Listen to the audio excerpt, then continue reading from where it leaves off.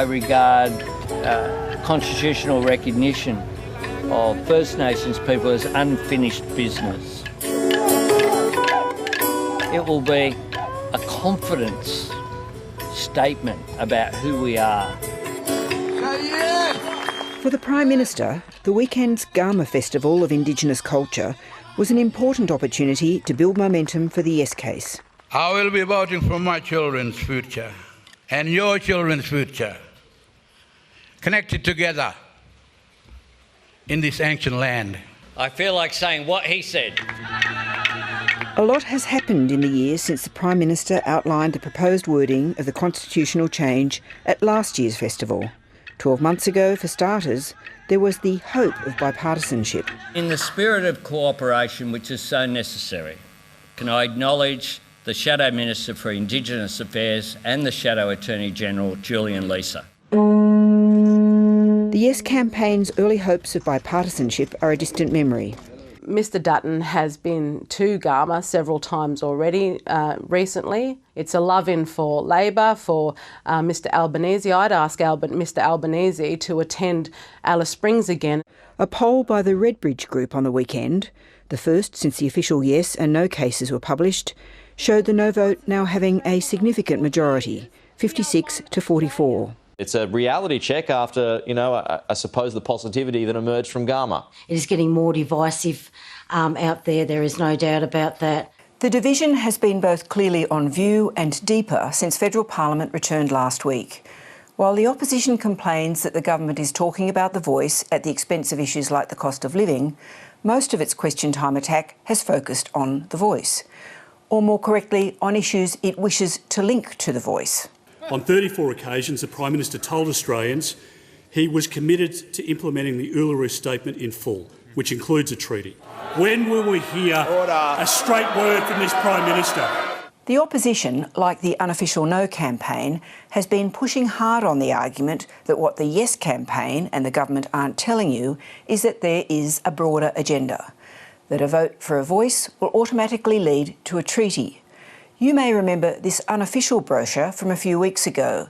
It directly suggested that the voice would automatically result in a treaty and in increased taxes. The opposition is also questioning the role of the proposed Makarrata Commission. That is, a body designed to enable truth-telling about Australia's history. Advocates of the voice respond that there is nothing in the referendum question which commits anyone to anything as far as treaty and Makarrata is concerned. It strikes me that the opponents of the referendum, those who are advocating a no vote, want to talk about everything but what the question is about. Recognition, listening in order to get better results. The problem is that the government has got itself into a terrible knot on both the treaty question and on Makarrata. At first, the PM said there were already treaties being written at local levels. Correct. But he appeared evasive on the question of a federal treaty yesterday. But at a Commonwealth level. Back in treaty is occurring. There's 400 Indigenous nations in this country. So we're not talking about centralised operations here. And the government also sounds evasive on the question of the Makarrata Commission. The government has committed to spending $5.8 million on a truth-telling body, and the opposition claims it has already spent $900,000 of that. But the government has repeatedly been unwilling or unable to say exactly what that money has been spent on. My question is to the Minister for Indigenous Australians. Would the Minister outline where $900,000 has been spent on the Makarrata Commission process? What the question relates to is investing in a better future for Indigenous Australians. With the polls looking very grim for the voice, the campaign has moved on again. The PM has faced continuing questions about whether the government would legislate the voice if the referendum fails. He counters by observing that both sides of politics support legislating the voice. Their commitment to legislate a voice completely undermines every argument that they make against it. Every argument. They clearly acknowledge it is needed, otherwise why would they legislate it? Clearly they recognise it will make a positive difference, otherwise why do they say legislate it?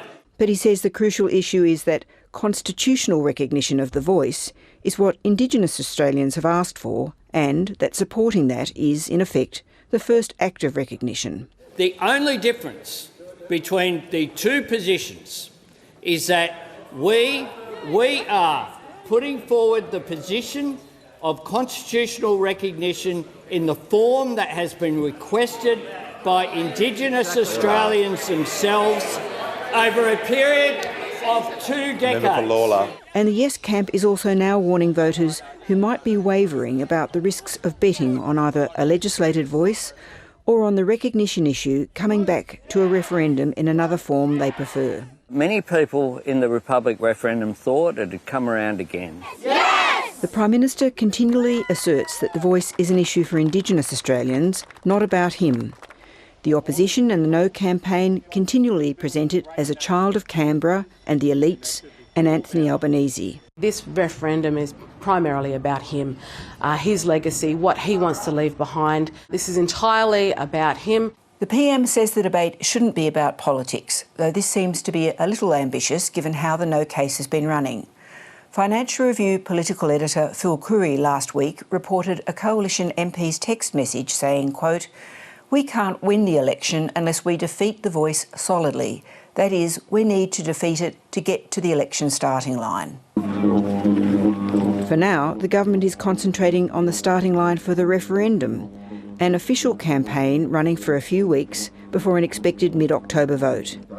It has to hope that while the majority of people polled are against the voice, the majority of voters have not yet even engaged. Well done.